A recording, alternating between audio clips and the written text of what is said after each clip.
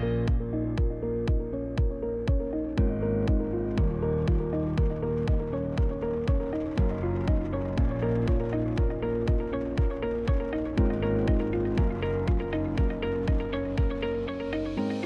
have liftoff.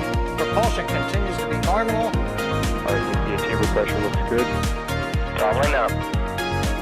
Roger roll, Atlantis. Water towers can fly! Yes! Tango Delta nominal. Flight outside SC off. Say again, SC off. Yikes. You bet. Concur.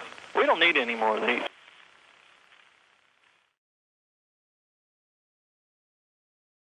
You are taking a live look right now at Space Launch Complex 40 at the Cape Canaveral Space Force Station in Florida, where a Falcon 9 rocket is ready to launch the Inmarsat I-6 F2 mission to geostationary transfer orbit. My name is Sawyer Rosenstein. I will be your host tonight, and I am joined by a commentary team with a lot of heart, and that includes Chris Gebhardt. Chris, how are you doing tonight? Doing well. How about yourself, Sawyer? I am doing fantastic, hoping for a 1 hour before my birthday candle. And on top of that, the other person with heart on commentary is Thomas Berghart. How are you, Thomas? I'm doing well, Sawyer. Thanks for that. It is a beautiful evening here on the Space Coast for another launch, looking live at Pad 40 with some broken clouds in the sky, but overall a good night to go to space, hoping for some beautiful views tonight. Absolutely. Thomas is our boots on the ground on scene for tonight, and in the backside things here, pulling all the levers, pushing all the buttons, and helping with the auto track is the always fantastic Michael Baylor, so he will be helping us with this stream here. So we will get into the mission in just a moment, but I do want to remind everyone that you can ask us any of your questions. Just tag us at NASASpaceflight in chat, and we will get to those momentarily. So right now we are targeting a liftoff at 10:59 Eastern Time. So as you could see in the clock there, about 41 minutes from now. So about this mission, though, I'm going to hand it over to Chris to talk about what this mission actually is. Yes, and what that mission actually is actually gives us our 89-minute launch window, which, as you said, targeting the opening of that window, but technically 89 minutes to lift off today. And that all has to do with the payload that is on board. So Inmarsat I-6 F2 is a dual payload satellite. So this satellite transmits and handles communications both in the L band and the Ka band part of the communication spectrum. And overall, it is part of the orchestra plan from Inmarsat.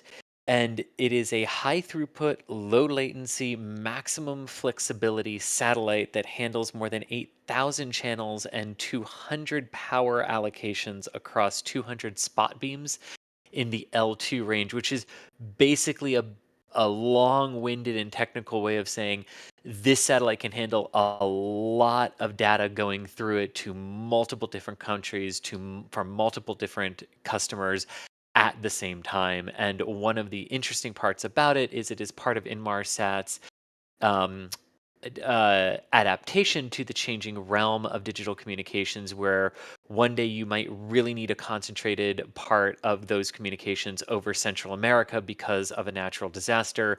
And then the very next day you have to shift those same assets down to another part of the Americas for the same exact reason. And this satellite and others of its generation that cover other parts of the world as well are able to do that and able to be very rapidly responsive to changing dynamics of communication needs.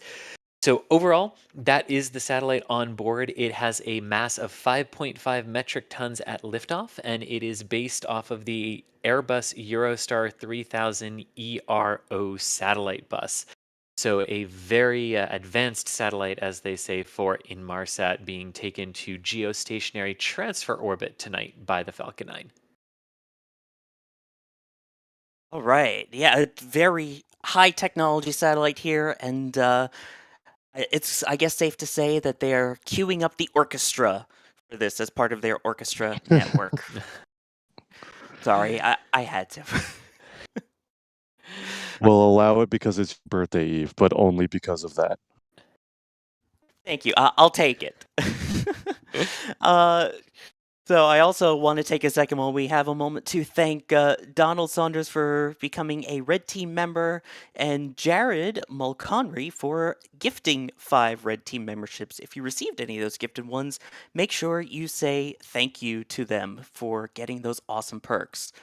Now, on this mission, you can see we have the Falcon 9 out at the launch pad, and that is booster 1077. Thomas, do you mind giving us a little history about this booster and what we can expect from stage 1 tonight? Absolutely. So, like you said, Booster 1077 is up to the task tonight, making its 3rd ever flight. This first stage debuted on the SpaceX Crew 5 mission, which was the most recent Crew Dragon mission. Of course, we got another one coming up here from the Space Coast next weekend. But Crew 5 was its first mission, and then it followed that up with the GPS-3 SVO-6 mission for the U.S. Space Force, and now it has moved away from the 2 government missions it started off with, and is now beginning its commercial satellite career. After today's flight, we'll be heading due east from Pad 40, again towards a geostationary transfer orbit, and the first stage will make a landing attempt on Just Read the Instructions, which is stationed downrange tonight, for its drone ship recovery for reuse and flight on future missions. Also downrange is Bob, the multi-purpose vessel that'll be on task for fairing recovery after today's flight, and hoping for some reused hardware. Based on pre-flight pictures, we definitely think the fairings are being reused too. We don't get that info ahead of time. SpaceX might confirm it later during the official launch updates, but likely reused fairings on board this vehicle as well. It's always fantastic and interesting to see all the reuse here and how normal it is, and that it's kind of like, oh, this is only its 3rd flight. Sometimes you Right, lose yeah. track of that. At this point, we have been told that we have been given the go for propellant loads, so in just about 2 minutes from now or so, they will start loading up the vehicle with its propellants, which is RP1, which is a rocket-grade kerosene, and will also soon after be loaded with the oxidizer of liquid oxygen. This also is very interesting with this mission that it is a very quick turnaround. And I've seen a bunch of questions on this, including one from Yeah. Musical Wolves asking, what's the last time SpaceX launched 2 Falcon 9s in less than 12 hours, considering we had a Starlink launch earlier this day? Yeah, we had a mission from Vandenberg earlier today, the Group 2-5 mission. Today is a pretty quick turnaround. Again, 2 launches in the same calendar day, but not the first time that's happened. And this is not SpaceX's turnaround record overall between 2 different launches, just barely. That record still holds between the Crew 5 mission, this booster's first flight, and the Starlink Group 4-29 mission, which was 7 hours and 10 minutes. And then this mission, if it launches at the opening of the window, will be 8 hours and 47 minutes. So a little over an hour past the potential record breaker. Of course, with the launch cadence that SpaceX is targeting this year, wouldn't be surprised if that record does fall this year, but it won't fall tonight. It's close, though. It is taking 2nd place, so moving its way up the ranks there. I think this is kind of a simple question, but also a very interesting question that I saw. It was talking about the window. So, if something were to happen, they can push into Mhm. the window. How are these windows actually determined, especially for something like this one where you've got a geostationary transfer orbit to achieve? Yeah, I can tell you the initial window, and then I'm going to throw it to Chris because he can talk about how that will actually be implemented for today's flight, especially now that we're already fueling. But yes, geostationary transfer orbit missions often have a pretty lengthy window today where it's almost an hour and a half. And if you think about it, these satellites are going to a specific point over the Earth's surface. So the time that you launch doesn't actually affect your trajectory relative to Earth because you're launching from the same place, of course, and you're ending up in the same place. So the time that you launch is not super important. That's why you have pretty big windows for these types of missions. However, the one thing that does take all of this into account is how the satellite will generate power once it is deployed from the satellite. During the countdown, you'll likely hear at one point that will call out that the spacecraft is on internal power. That means it's no longer receiving power from ground side, like generators and batteries and things like that. It is on its own internal spacecraft batteries. From that moment, the spacecraft has to remain power in like a very idle kind of hibernation state, but it needs to be able to maintain its systems in positive power from that moment until it is deployed from the upper stage, which will be a little bit. It's only about a half hour. The upper stage will do 2 burns on tonight's ascent, one to reach an initial parking orbit, and then one to kick it out towards a geostationary transfer orbit. But at the end of that, the batteries still need to be positive so that it can deploy its solar arrays and start generating power on its own. And so the trajectory, combined with the satellite's power requirements, is determined so that when you deploy that satellite, it deploys into sunlight, and the solar panels can generate power immediately, and then the satellite is good to go. So that's usually the biggest determining factor for geostationary satellites. Obviously, every mission has slightly different requirements based on how exactly the satellite was designed and things like that. But that's what determines that initial window that they reserve on the range for the night, this 89-minute window. Now that they are into the auto sequence, the propellant loading sequence for the opening of the window, Chris, what are their options now should something come up later in this countdown? Yeah, great question. And I will also note too that one thing that comes into play for Falcon 9s, very specifically for geostationary transfer orbit window lengths, is the amount of time the Air Force is willing to close the airspace, which they are not open to doing the larger 4-hour chunks of time that we used to see for a lot of geostationary missions like this, unless it's a military government mission, then they like to do that. But now that we are into the fuel loading process, well, very few options remain aside from a recycle at this point. Now, there are stable hold points for the Falcon 9 here, where if there were issues, they could abort the auto sequence at specific times or hold to investigate. But because you're pumping densified liquid oxygen into the first and second stages, and all that means is that the oxygen has been cooled a little bit more than typical rocket liquid oxygen is cooled, so it's a little bit denser and you can pack more of it into the stage. But because you do that, you're very limited from a thermal properties standpoint with your propellant at that point, and that then becomes the limiting factor for the Falcon 9, especially with its load and go operations, where they wrap up fueling about a minute and a half ahead of liftoff. So if they were to run into an issue at this point and need to stop, they would have to recycle back to that 35-minute mark, detank the vehicle, get back into stable thermal conditions at both in the rocket and in the liquid oxygen propellant farm area at the pad, or storage area at the pad rather, and then they could proceed to refuel the rocket and try again, as long as all of that occurred within the 89-minute window that Thomas described. So, yeah, just a little bit that would have to occur in only 89 minutes, right? Well, yes, but they can turn around. That is possible for the Falcon Oh, yeah. 9 to accomplish. Very true. And while we're talking about the second stage, I actually have a few second stage related questions here that's interesting. Ribby with the super chat saying, I notice sometimes SpaceX doesn't do a second burn of the second stage. This mission, though, just for reference, does have one. There will be going into its orbit, and then about 18 minutes later, it will relight the Merlin vacuum engine. But they're asking, can an orbit be circular with just one burn? And I think it's more dependent Ah, upon the satellite than Oh, the launch, right? Who wants to take that one? Because I well, know both of you said um, it. well, no, not necessarily. I don't think it really comes down to the satellite in that regard, because most rockets are capable nowadays are capable of inserting into very circular orbits. The Falcon 9 can do it. They insert Dragon to roughly 200-kilometer circular orbits. But what ends up being usually making the difference of like, oh, why is it not inserted into a circular orbit? It then comes down to the actual mission parameters that they're trying to hit. But for example, like a lot of the sun synchronous missions that Falcon 9 does to those 550 to 650-kilometer orbits are indeed circular in nature, and the Falcon 9 can take them directly into that, as long as the satellite masses and everything sort of align for that. So it's more complicated than just a yes or mm, no on that, but really the interplay of where it's going and what the satellite mass is. But the lower the orbit, the easier that is to actually do for the rockets.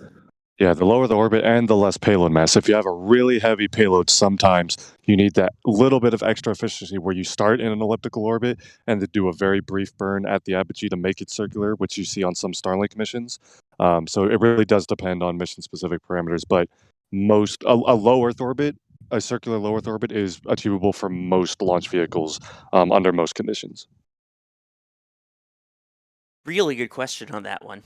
And John Dopker with a question talking about the MVAC ring that we see kind of separate away right before, or right after the ignition of the MVAC engine, saying, with all the talk about space debris, how long do the MVAC rings linger about? And Chris, I'll hand this one over to you. So those are not orbital. So when that stiffener ring comes off the Merlin vacuum engine at its ignition, it is on a suborbital trajectory very similar to the trajectory that the first stage is on. So those are not orbital in that case. So they're not going to enter into orbit like that. Very true. Yeah, because when you think about it, it happens pretty much right after the first stage separates, and we see the first stage hit its apogee and then come back down and land. So it's kind of the same deal, except instead of landing, in theory, it'll either burn up or, if anything does remain, splash down into the ocean. A lot of good questions coming in tonight. We'll take a moment here to thank a few more people for becoming members. Moldy Space Industries, a familiar name, gifting one red team membership. Thank you very much for that. John, who we just talked about, also gifting one red team membership. Alan C. coming in with the gifted membership. Ralph Chilton with the gifted. And then we have Jack Wales gifting 5 red team memberships. So thank you everyone for all the gifted memberships, and Moldy Space Industries coming in with the traditional hashtag Thomas Fan Club. Always appreciated. We are all part of that club, I believe. And then JD Brown with a question here, and this one you gotta use a little bit of imagination, saying, what are the 3 drone ships about the length of them if you were to put them together in a single file all at once? And from my understanding, I Oh, believe jeez. the length of a drone ship is about 300 freedom units or 91 meters. Yeah, well, can we get this in American football field lengths? I feel like that's the most relatable distance, right? That would be 3 What? American football fields per drone ship, I believe, right? Or Approximately, no, less. yeah. One. Well, One, right? it'd be 3 if you like. Each one would be about 1, but yeah, Yeah. it's so about so about 270 meters in total. I think they're all slightly different. We need a boat expert to chime in on this. I don't have the dimensions of a drone ship memorized, unfortunately. Are they trying to Oh, build come on, like a that's part of your job runway? Like, description. I wonder what the practical description, like reasoning for this question is. Would love to know that. I would too, yeah, and then someone will have to do the football pitch length compared to an American football field too while we're at it. We'll take some more questions here. Tin Man coming in with an interesting question here of, if this is going to geostationary orbit, why isn't it using Falcon Heavy? Is Falcon 9 itself capable? Ah, And I think this is a good way, Thomas, to explain the difference between yeah. geostationary transfer and geostationary. Yeah, so this is a geostationary transfer orbit. And before I dive into this question, do want to acknowledge the vapors forming around the rocket. There's your visual indicator of propeller load being underway. But a transfer orbit is basically the same thing as a directly to geostationary orbit mission without the final step. So on the recent Falcon Heavy missions, the 2 classified Falcon Heavy missions that have gone directly to geostationary orbit, the upper stage carrying the payloads coasted all the way up to geostationary altitude after the transfer orbit burn, and then the upper stage burned again to make the orbit circular at that altitude, or approximately circular, deploy the satellites into roughly their final orbit, and they probably did some final tweaks after that. Most communications satellites use their own propulsion, their own fuel and engines or thrusters on board to do that burn where it makes it from a transfer orbit to a circular orbit. So tonight, Falcon 9's upstage will do 2 burns, one to a roughly circular low Earth orbit, and then one to the transfer orbit, where it'll raise the highest point of that orbit out to geostationary altitude. But it won't coast all the way up to geostationary altitude and burn again. So that's the difference between the GTO mission and a direct to geo mission, and I hope that clears that up. And I just want to add one other nerdy little part to that, Thomas. So for a GTO mission, right, this is all about velocity that you leave the second stage with to permit that propellant, right, for the coast up and the circularization for geo. So tonight, right, we're looking for the Falcon 9's first stage to basically cut off at a velocity of around 8,000 kilometers an hour, whereas a geo direct mission on the Falcon Heavy would be cutting off and handing off to that second stage at roughly 14,000 kilometers an hour. So to get to geo, that first stage does a lot more of that initial velocity change and granting to that second stage. Exactly. I really appreciate you guys. You guys explain this all so well. I just love it. While we have a short bit here, I do just want to point out what we can expect to see coming up soon. In the next few minutes, we should be seeing venting coming from the rocket. As Thomas mentioned, we can see a little bit forming around the base of that first stage right now as it is loaded up with liquid oxygen and RP1.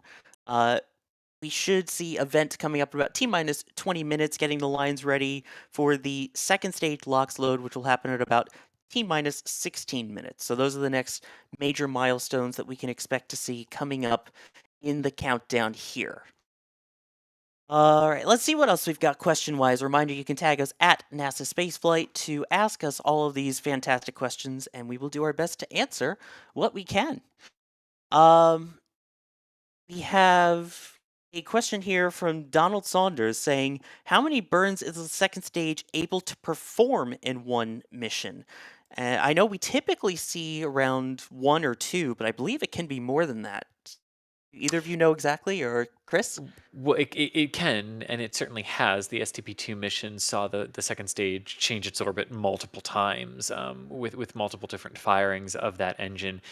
In large part, it comes down to the needs of the mission, the mass of the payload, and the propellant that you have available to you in terms of the and then SpaceX can sort of tailor the amount of ignition material that's in there to support the reignitions of the Merlin upper stage. But no mission to date has sort of at this point needed more burns than the stage and the engine are capable of performing, as long as there's enough propellant and igniter material there. Right. It's all comes down to basically the needs of the customer. In this case, what the vehicle can perform. So that's also kind of goes into what we were talking about before of Falcon 9 versus Falcon Heavy, depending on your orbit along those lines.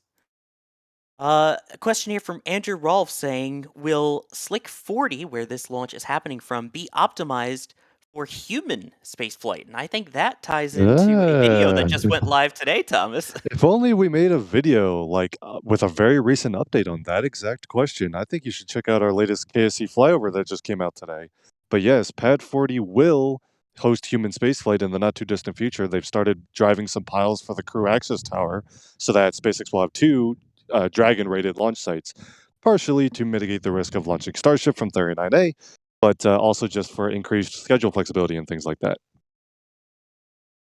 Exactly. So yeah, that is on our channel. You can check that out. I'm sure some links will also be posted in chat to that video as well. As we keep an eye out right now at the And Falcon there we 9. go. And there's the vent. That's what we were waiting for. That is completely normal, clearing and purging all the lines ahead of the fueling of the second stage, which should be happening in the next 4-ish minutes or so. Again, a reminder that T-minus 20-minute event that you see is completely normal and expected, and a good milestone as we continue into the final 20 minutes or so of the count towards liftoff at 10:59 p.m. Eastern Time. Yeah, and basically, if you're new, what that vent is they have finished loading RP1 kerosene into the second stage of Falcon 9. And this is the purging of the transporter erector and the fuel lines, getting ready for the transition over to the loading of densified liquid oxygen onto the second stage. So on the second stage, they load RP1 first, stop, purge the propellant lines, and then load the oxygen. Whereas onto the first stage, they load the RP1 and oxygen together, or rather at the same time, not together, that would be bad. Different fueling lines, but they load them at the same time. Very good explanation. That TE gets a workout for transporting, erecting it, and then obviously we've got all the lines connected that fuel this bad boy as well. Take a moment here to Give a few thanks as well for some more support through Super Chats, which we say thank you, and we call these out because without that, this really helps allow us to bring you this live coverage and these fantastic views, including support from people like Paul McFadden, gifting 5 Red Team memberships. Thank you for doing that. The Tennessee Tornado also gifting 5 Red Team memberships, and Curtis Foster becoming a Red Team member. We thank you for doing that and hope you enjoy all of the perks that come along with being a Red Team member, including some fantastic exclusive content. Also, super chat from Mike who is saying hello from Spaceview Park, and Very nice. hello from the NASA Spaceflight Florida team here, and hoping you get to see a fantastic launch coming up very soon. And then Space Girl Falcon with the very kind super chat here as well, saying, one day I'll be able to send gifted member chats from my phone, fingers crossed. I appreciate all y'all do, NSF. And we appreciate all of your support as well, too. So thank you, everybody. Let's get to some more of your questions while we continue the countdown. Butterfly Lasers asking, what's the weather looking like so far? Now, we have the official forecast is 85% go, but Thomas, since you're out in the field, what is it looking like where you are at this moment? Yeah, actually, a slight increase in the or an improvement in the weather forecast. It was originally, I believe, 75% go, and SpaceX confirmed shortly before the launch that it improved to an 85% chance of acceptable weather, and that appears to be materializing. A little bit windy here on the ground, but nothing that's going to preclude a launch attempt. And some thin, broken clouds, but they're not storm clouds. They're not anything that would violate any of the launch commit criteria. And in the patches of open sky, we got a very clear sky and some stars out. So nothing that I can look around and see that would make me worried about weather constraints, and the countdown appears to be proceeding smoothly as well. So everything pointing to an on-time launch. And in fact, that initial concern that they had there, Thomas, for cumulus clouds, which is basically the code word for rain and lightning potential. The nearest one is actually right now 32 kilometers or 20 miles northwest of the pad, so well outside the zone that they would be concerned about there for tonight. Exactly, and as the weather looks good, we can also confirm that the spacecraft is on internal power, and the satellite itself, and the spacecraft is proceeding towards launch at this point. That's the latest update as we continue on our countdown here. And we had a few questions about this as well from Callan Vlogs as well as from Stephen Hill, asking both how far downrange will the booster land today, as well as asking if we have the flight path, as it is somewhat clear, Stephen is saying, in North Carolina, and asking if they can see it as we get Stage 2 LOX load, by the way, has started, just confirmation there, as we get a view here on the screen. So as you can see, it is going on an easterly trajectory, and it is, I believe, going about 700 kilometers due east downrange, correct? Yeah, 665 is the booster landing in terms of kilometers downrange, and 795 is the anticipated splashdown for the fairings. So, unfortunately, this is really a Florida Bahamas visual event, and unfortunately for most of central and northern Florida, there is a cold front draped across us right now, making visibility really not the best, but Miami, West Palm, you might have a shot at actually seeing this based on cloud cover, and certainly folks in some parts of the Bahamas, but it also looks like it is cloudy over the Bahamas as well with this frontal system. So, not the best viewing conditions here today. Also worth noting too that Inmarsat I-6 F2, the satellite in question and the star of today's show, is on internal power, and Inmarsat teams confirm it is go for launch itself. Always fantastic to hear, because just as important as the rocket proceeding with the countdown is the spacecraft. And you can see a little bit there with the weather map of that rain thankfully staying, it appears, far enough north that it is not a constraint at this point. And yes, living here in South Florida, where I am before we went on the air, it was relatively clear, but there were some clouds kind of moving in. So hopefully some of you can get out there and go see it. And if not, you can always enjoy the views right here on our live stream. So thank you as well for those questions. And thank you, Michael, for helping get those visuals up as well. Continuing on with more of your questions here, John Doper with another super chat question asking, do you know why the Mylar quote-unquote flutters during MBAC ignition, and what is that Mylar for? And for those wondering, that's that kind of silvery thing that we see pretty much kind of shake right as the second stage ignites. Mm-hmm. Chris, you have the answer for that? Why does it shake? It's the vibrations and the perturbations as the engine is starting up and gimbaling, and the control systems are accounting for the dispersions in the flight path induced when the vehicle actually performs stage separation. It's literally just that, and some. I mean, there is a discernible element to the atmosphere during this, but they're kind of above or at the 80-kilometer range, so it's not really that. It's really just the vibrations and the gimbaling at startup that do it. Yeah, I always see a lot of those questions about that. And no, it is not aluminum foil, and it is not keeping my dinner frozen, unfortunately. Yeah. Yeah, Yeah, Craig. and RCS and plume impingement can also cause it when you're can also cause some of that movement as well. To quote you, indeed. This is a good question. I think, Thomas, you can help with this one from Craig Millerburn asking, in regards to the transporter erectors, how many are there at the Cape, and do they have a different one specifically for Falcon Heavy? Yeah, great question. So there's actually just one per launch pad for SpaceX. So there's one at pad 40, the one you're looking at right now. There's one at 39A, which actually rolled back into the hangar at 39A earlier today to prepare for integration of the Crew 5 rocket and Dragon. Or Crew 6, excuse me. And then there's one at Vandenberg for Space Launch Complex 4 East that supported this morning's launch. Just one per pad. And for Falcon Heavy specifically, it's not a different transporter erector, but they can reconfigure the erector to support either Falcon 9 or Falcon Heavy. They reconfigure the hold downs at the base of the vehicle that not only hold the rocket in place, but also contain umbilical connections and things like that. Also near the top of the transporter erector, at least right now the one at 39A, can be reconfigured to support a rocket with a fairing on it, so those connections, or a rocket with a Dragon capsule on top.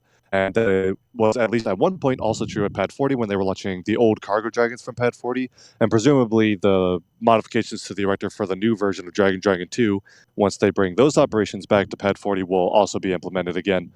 So those are the two kind of reconfigurations they could do on the TEs. The one at Vandy has got it kind of easy. It only launches Falcon 9s, and it only launches vehicles with payload fairings, so it doesn't really get reconfigured that often. But yeah, just one per pad, actually.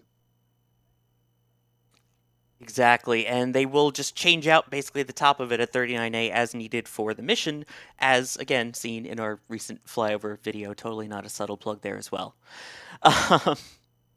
Here's a question from Jamie, and I think this is another good point because we talked a little bit about what geostationary transfer orbit versus geostationary. They're asking, why are geostationary satellites still launched, and basically asking how that would compare to something like a Starlink, which are very different in low Earth orbit. Chris, you want to take that one? Why are they still launched? Oh, okay. Doesn't Starlink Right. have Why do we have satellites? geostationary satellites as opposed to Yeah. Starlink, which is low Earth orbit? I got you. No. So they don't. So the low Earth orbit constellations don't make the geocom satellites obsolete. So the geocom satellites can see a humongous swath of the Earth, and they also act as relay satellites. So yes, they are essentially doing the same thing, but because of the field of view afforded by geostationary satellites, this is where they have major uses for the militaries of the world because of what they can see, how they can link together as well. So while they do some of the same things, some of these geostationary comm satellites are also higher throughput satellites than the lower Earth orbit constellations. So I see exactly what you're thinking there, but yeah, they don't actually make them obsolete. Very good question, though. I want to take a moment here again to thank some more people as we continue in the count and approach our next major milestone at T-minus 7 minutes, which will be engine chill. But before that, we want to thank Liu for becoming a PadRat member.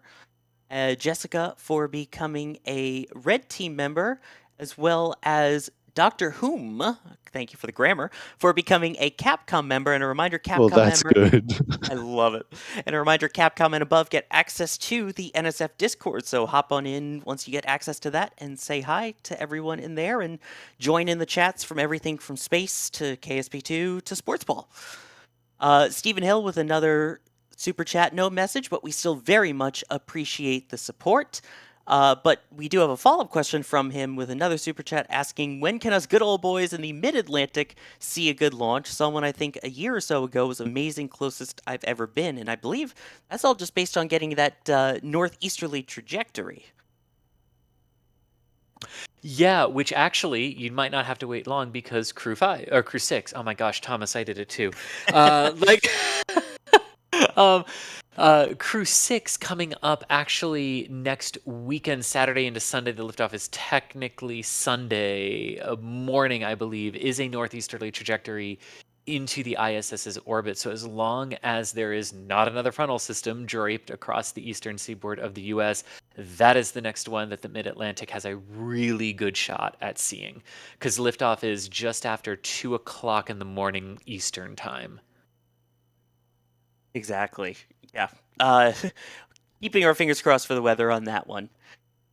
We also have Drunar with the super chat saying, when fifth tower at Slick 40. Haha, because we have the 4 lightning towers, and I guess now we'll The soon have the... to be crew. Exactly. Tennessee Tornado with a good question. Someone asked and couldn't answer properly. How does the first stage slow down so quickly prior to landing burn when it looks to be in free fall? Ooh, ooh. I can take this one. Yeah.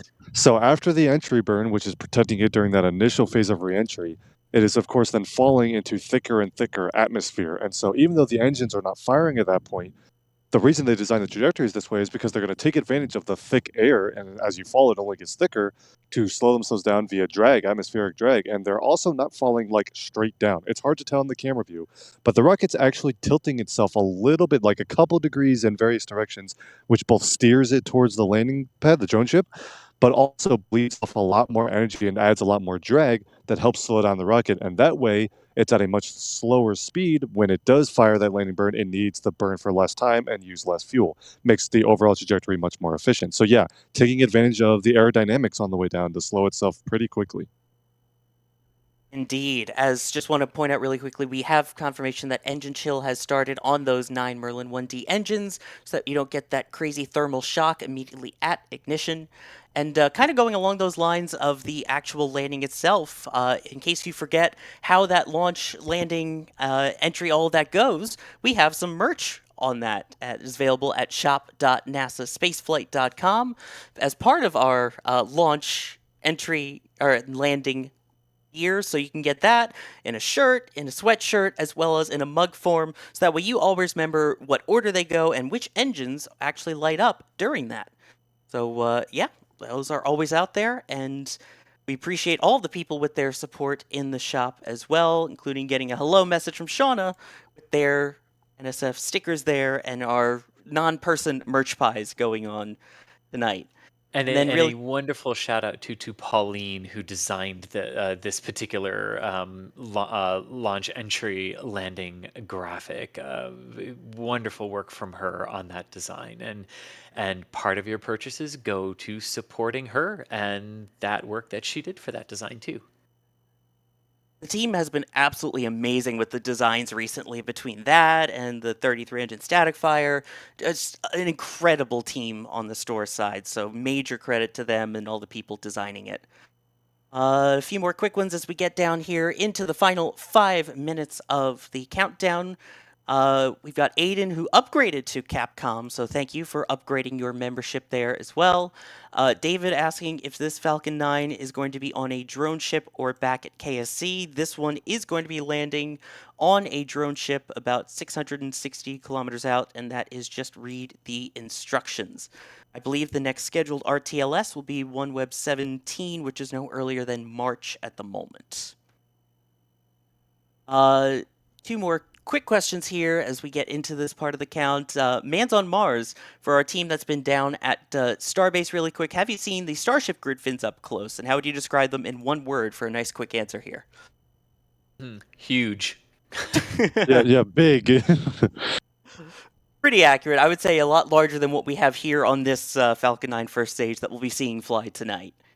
And speaking of seeing, you can actually see the strong back there, the gray structure pulling back ever so slightly. It's just a little. It's like 88 and it's like 88.3 degrees or something like that that it pulls back to there from 90, and then it'll do its big throwback to the 45-degree angle at the moment that the count reaches 0 for the Falcon 9. And Thomas, this is one of my favorite views of the Falcon 9 when it's all vapory Yeah. and frosty and ready to go. For those who get to come and see a launch in person, and I describe this as the first time I saw a Falcon 9 launch, which was my second ever launch. The visual of a rocket that's fully frosted up, there's vapors around the pad, and the pad is dynamic, even though the rocket is not moving yet. All of the activity around the pad and all the fluids and gases it makes the rocket kind of come alive. And if you get audio or video and audio of a pad right before launch as the rocket's venting and things are pressurizing and things like that, the rocket really does come to life before it goes and ignites its engines. And it'll get the adrenaline going if you're going to see a launch in person. Definitely don't ignore that, because that gets your attention really quick. Exactly. And speaking of launch in person, Thomas, we'll let you go enjoy this launch in person and help track it for us as we approach 2 minutes or so until liftoff. Yeah, appreciate it. So you're in Chris. Have fun, and we'll talk to you later.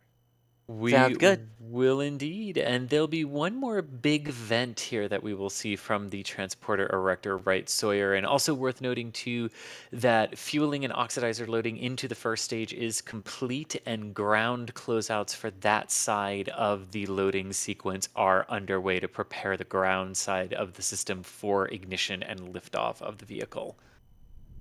Exactly. Yes, that is completed LOX load as we wait for that last final vent. We have a few quick things that will be coming up in this final minute. That is when the spacecraft will essentially go on internal power. Everything on board will take over control of the countdown and what is called go for startup. And then we will have the go for launch at approximately 45 seconds before liftoff expected, before the 9 Merlin 1D engines get the command to light at T-minus 3 seconds, working their way up to full thrust for a liftoff at T0. There is that big vent. Indeed, and that indicates that fueling and oxidizer loading across the vehicle is complete. That is the big final purge from the transporter erector, or of the transporter erector rather, getting it ready for liftoff. And at T-minus 1 minute, Falcon 9 has entered startup at this point, and the tanks on the first and second stages are pressurizing to flight levels. And we have that confirmation Falcon 9 is in startup. We very shortly should be getting that confirmation of go for launch as we hit the 45-second mark or so. And reminder, that vent stopping there is a good indicator we got it. Exactly. So a reminder, after liftoff, we will be silent so you can hear the amazing engine noise. Keep an eye out for max Q about 1:12 seconds after liftoff, which will be the peak stress on the rocket. And we have that go for launch as we reach about 20 seconds to go. Always really exciting in this part of the countdown. It is, and watch the base of Falcon 9 here. You will very shortly be able to see the water starting to gush at the base of the vehicle right before the engines ignite, and there is that water for sound suppression. All by the green flash for the T-tab ignition. And there it is, and we have the retract of that TE, and we have liftoff of Falcon 9 carrying Inmarsat I-6 F2, adding to the orchestra in space. Stand by for some fantastic launch sounds.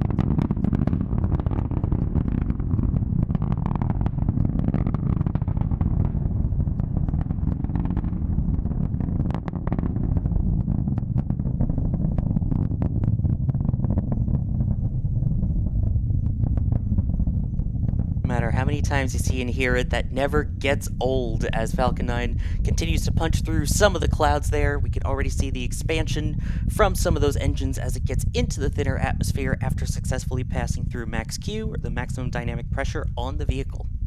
And good job there too, Thomas, for the reacquisition of the vehicle there as it was going through the cloud layers.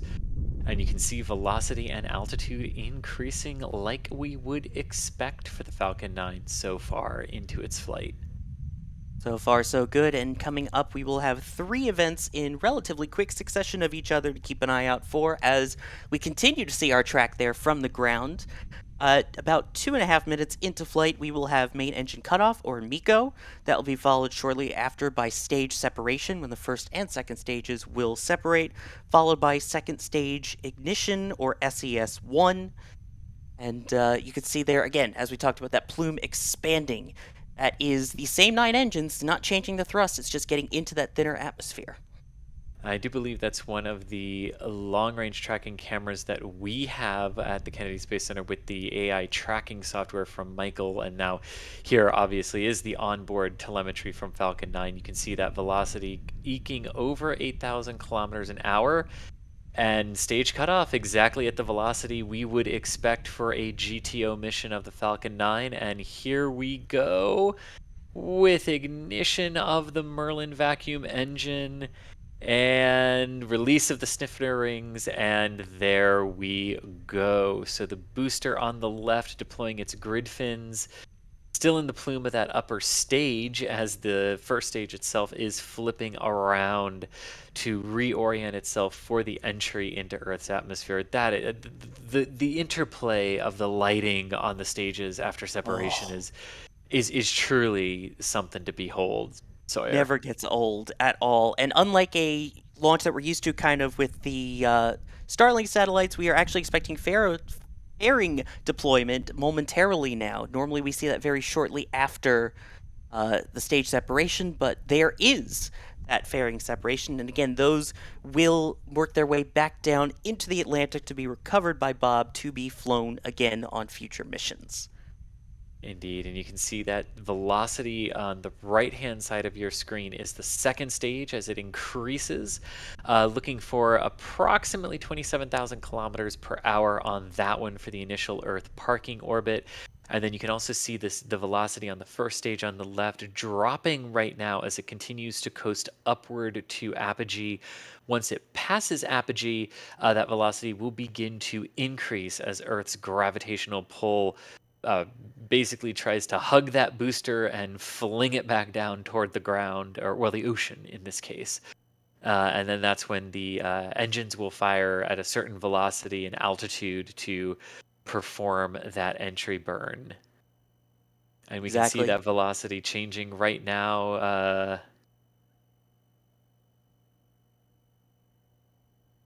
By the way, for reference, we will be seeing that first entry burn schedule about 6 minutes and 20 seconds into the flight. About a minute and a half from now. You can see the first stage velocity increasing now, so it's past apogee and coming back down. Yes, toward the altitude ocean. is decreasing. A reminder, that is going to be landing on Just Read the Instructions, the drone ship located out at sea, not back at Canaveral Space Force Station. So far, everything continuing to go well. Just so you're aware, for this mission, we are expecting the landing to occur at 8 minutes and 42 seconds after liftoff. That is actually after we expect the initial parking orbit for the satellite, or SECO-1, when that second stage engine cuts off about 8 minutes and 9 seconds into flight. We're used to kind of seeing it the other way around, where it's landing and then SECO. This will be backwards tonight. And if any of you did see that that little object that appeared very briefly near the nozzle and appeared to move away from the vehicle there, that's actually normal. That is some ice that can build up on the engines, because remember, these are cryogenic propellants that are flowing into the engine before they get burned in the and then come out the nozzle there. So that was just a chunk of ice, and very normal to see on Falcon 9 flights. But we are coming up on that entry burn here, which you are seeing on the left hand side of your screen right now. Approximately 10 seconds till ignition. Yeah. Meantime, you can see kind of the interaction on the grid fins there, do the small thruster puffs, and we should have ignition there any moment.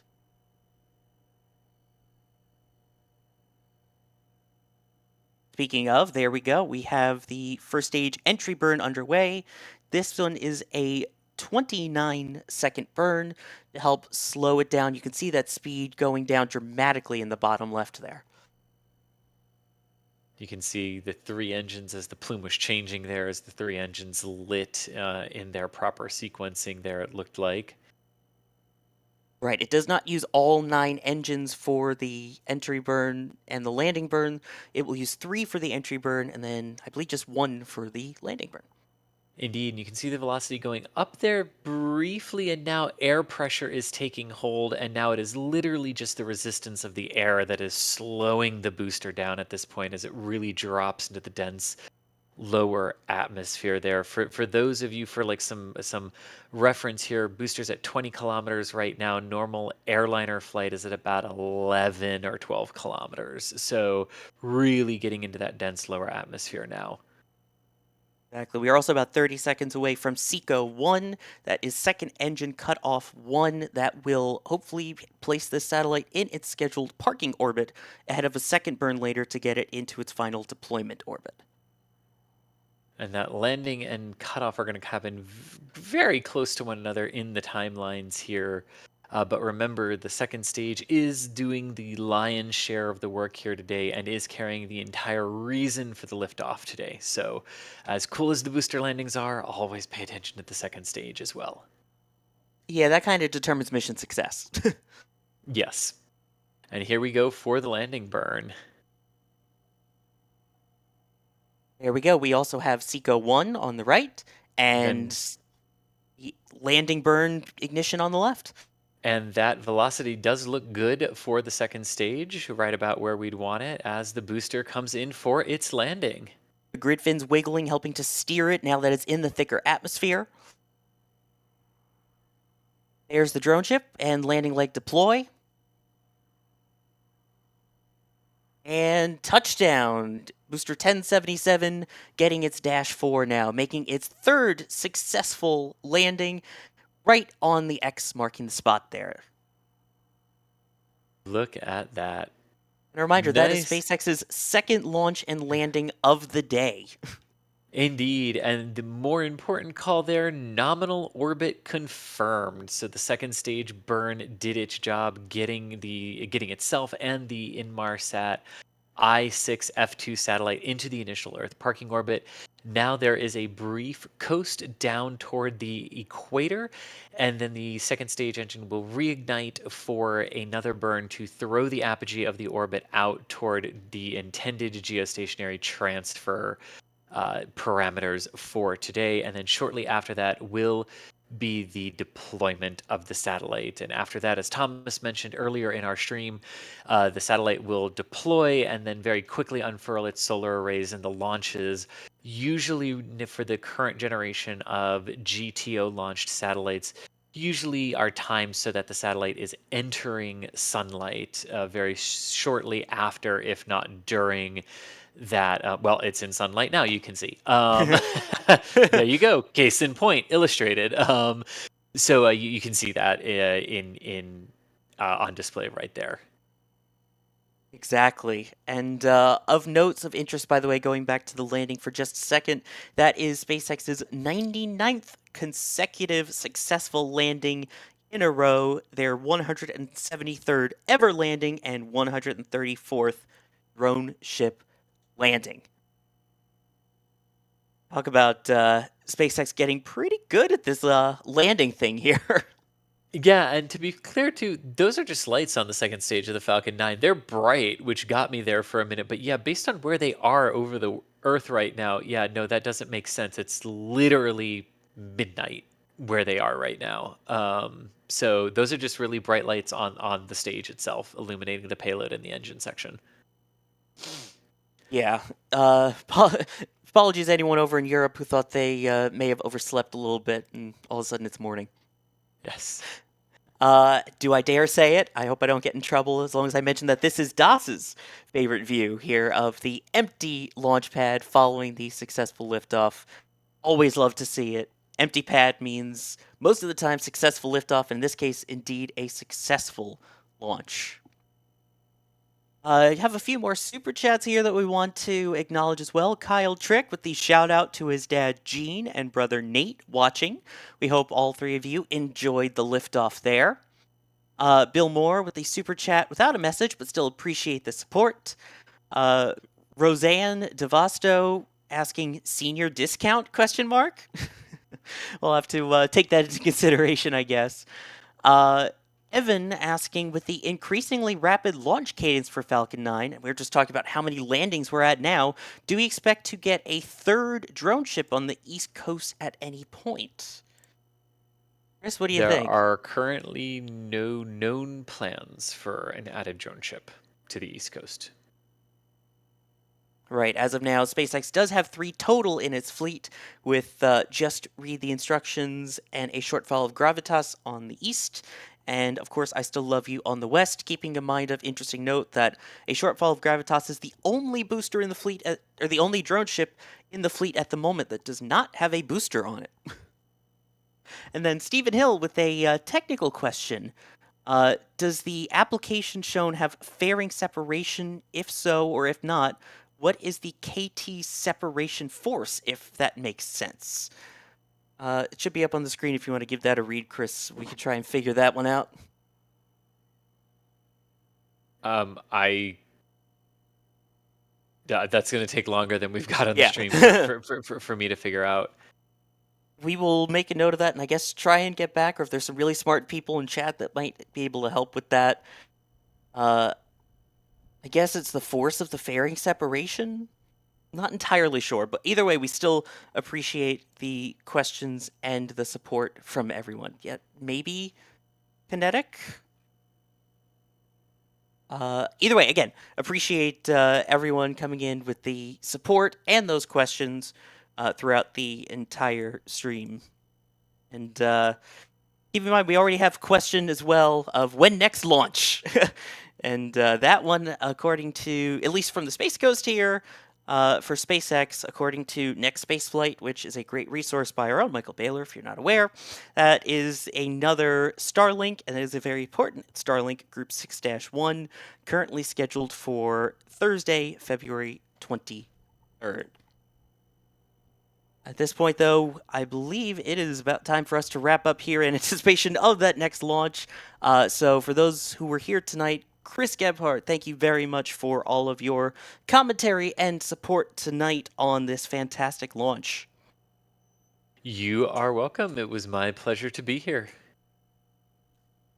Always a pleasure to have one of my favorite space experts. Then again, everyone here is a fantastic space expert here at NASASpaceflight. I'm very lucky to be friends and work with some amazing people here, including our Michael Baylor, who is the one who has been helping make this stream happen and getting all these incredible views to your screen. So thank you, Michael, for all of that and your work with the tracking cameras.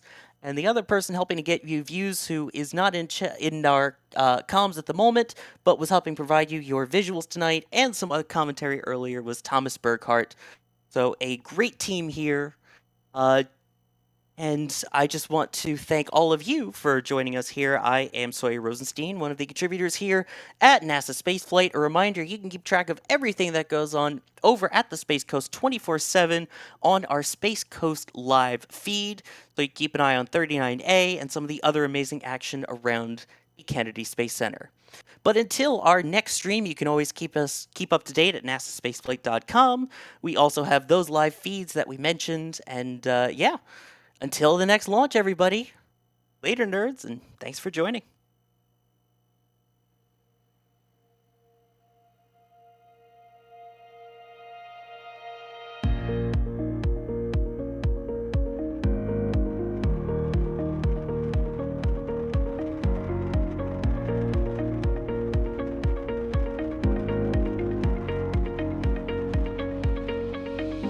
We have liftoff.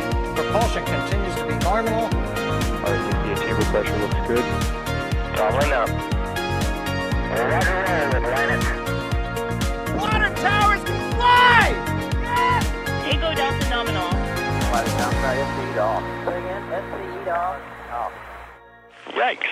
You bet. Concur. We don't need any more of these.